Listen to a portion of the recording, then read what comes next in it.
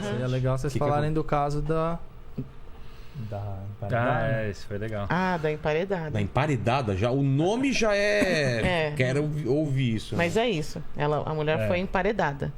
Começa aí, Edu. E como descobriram? Então, uma das delegacias do DHPP, da proteção à pessoa... Come aí que eu vou comer balinha enquanto isso. É a 5ª delegacia de proteção à pessoa, ela é a delegacia de pessoas desaparecidas. Na época até era da antissequestro, que ainda era do DH, mas ela é uma delegacia do DHPP, do departamento.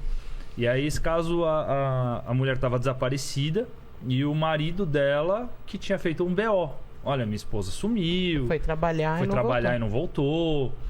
E ele morava na casa com os 2 filhos, né? Ele, ela e os 2 filhos. Eles já estavam num processo de separação. O pessoal da investigação começou a desconfiar dele.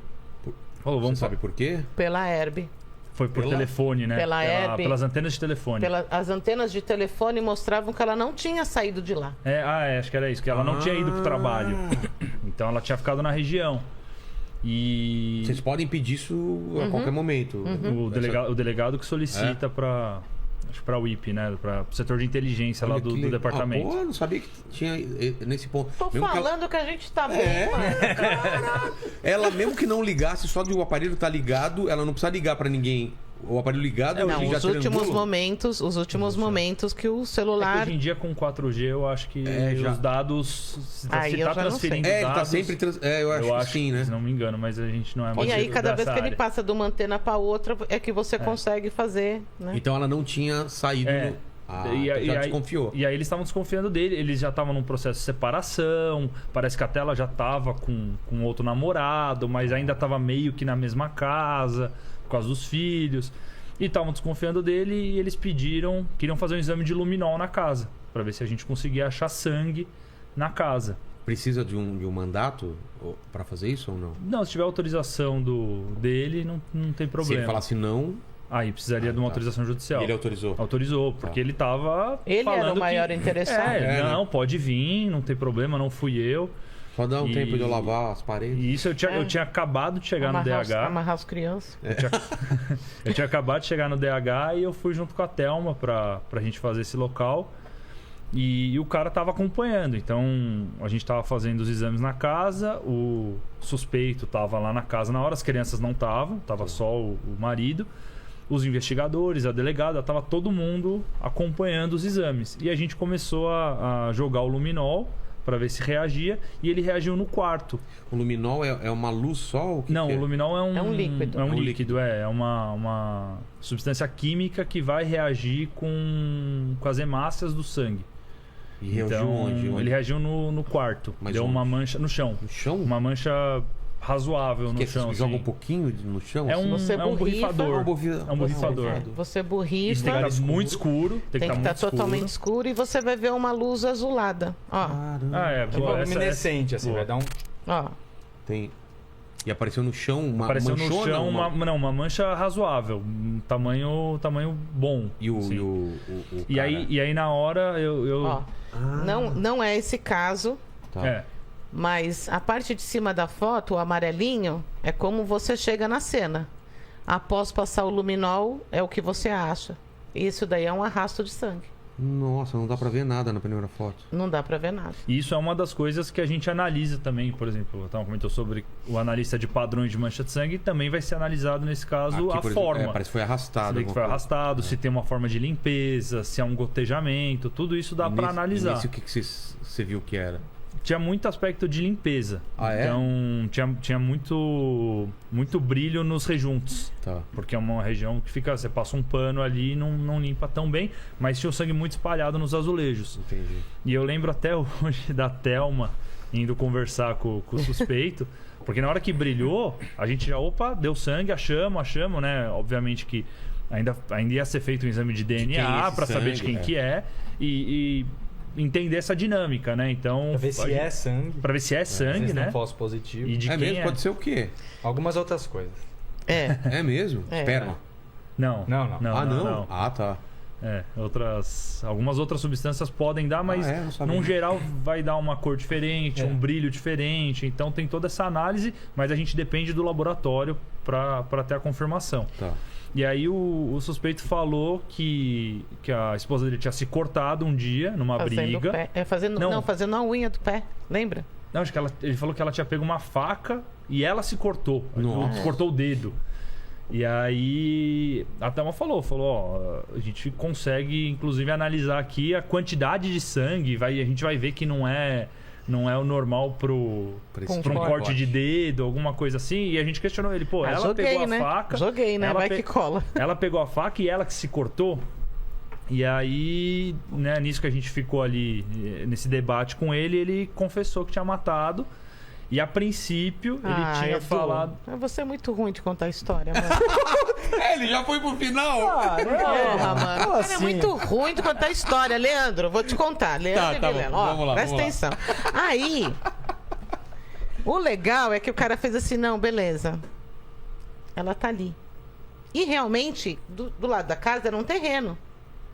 A gente falou, mano, já pega os polícia e não sei o quê. Ele enterrou no terreno, né? Porque a casa dele, então, em cima era um açougue, você descia aquela escadaria, a casa era embaixo. Tá. Essa escadaria que desce, você entrava na casa, tal, então, essa lateral da escada, que é um vão inútil, né? Era um mini cômodo com o teto decrescente, entendeu? O que o cara fez? Aproveitou aquele cantinho, mano. Fez uma brinquedoteca. Ele colocou uma prateleirinha lá de carrinho e tal, e as criancinhas brincando lá na brinquedoteca. Aí o cara fez assim, ó. Não, ela tá aqui. Daí a gente... vamos no terreno? Não, ela tá aqui. Tinha um policial, bem assim, na divisa entre a cozinha e a brinquedoteca. Fez assim, ó. Tá, não. Lembra? Era um homem, né? Eu lembro Ninguém tava entendendo. A gente tinha olhado, né? Obviamente, a gente entrou na casa, falou, não. A gente olhou todos os cômodos. E aí eu falei, não, a gente olhou ali. Não tinha nada. Não tem nada, não. Se tem alguma coisa mesmo. É no terreno? Ele falou, não, é ali embaixo da escada. Eu abri um buraco na parede e coloquei ela na parede. Caramba! Daí colocou a estante das crianças, brincando, né? O brinquedoteca. E vida que segue. As criancinhas brincando ali junto com a mãe. Só a mãe não sabia que estava brincando junto, porque tá na parede. Tava na parede. Uma parede grossa? A gente chamou bombeiro, né? Foi. Ele fez uma parede, tijolo, cimento, reboco, ele pintou. adiantou, né, a parte. Ele adiantou, né? Então a parede, né? ela ia até o chão, não sei se dá pra ver. A parede ia até o chão, o teto ia até o chão, porque era a escada. Então ele fechou um pouco antes aqui. Entendi. Então ela era fechada numa altura de 1,5 m, talvez 1,30 m. Colocou a mulher e ela tava lá pra trás. Inclusive você postou esses dias a foto dos bombeiros quebrando, né? Mas ela tava inteira, ele não quebrou isso. ela ainda. Não, porque cabia. É um vão, né? Um vão considerável. Mas já tava num estado bem avançado. Foi ciúmes por causa do... Foi, já tava em separação, brigando e, se não me engano, foi estrangulada. Que foi o que funcionou para ele confessar, né? Que a gente, né, lembra, os investigadores ali conduziram ele para essa coisa da legítima defesa da honra. E ali ele se sentiu confortável para falar. Não, ele se sentiu nem confortável. Ali que ele falou assim, realmente isso pega em mim, entendeu? Ah, é? E aí ele falou, eu matei ela. Matei ela. E daí você fala assim, não sentia cheiro? O cheiro do açougue confundiu bem, porque a gente não passou mal nesse local. Tem essa, né? Na hora que abriu a parede, veio o cheirão. Mas não era um local para passar mal. Tava quanto tempo, mais ou menos? Acho que uns 20 dias, né? Tudo uns isso? 20 dias. Acho que era uns 20 dias, era bastante. Nossa, Era então bastante. tava bem adiantado mesmo. Já assim, não sei se dá pra falar esse tipo de coisa. Dá. Mas assim, o couro cabeludo dela já tava totalmente solto da cabeça.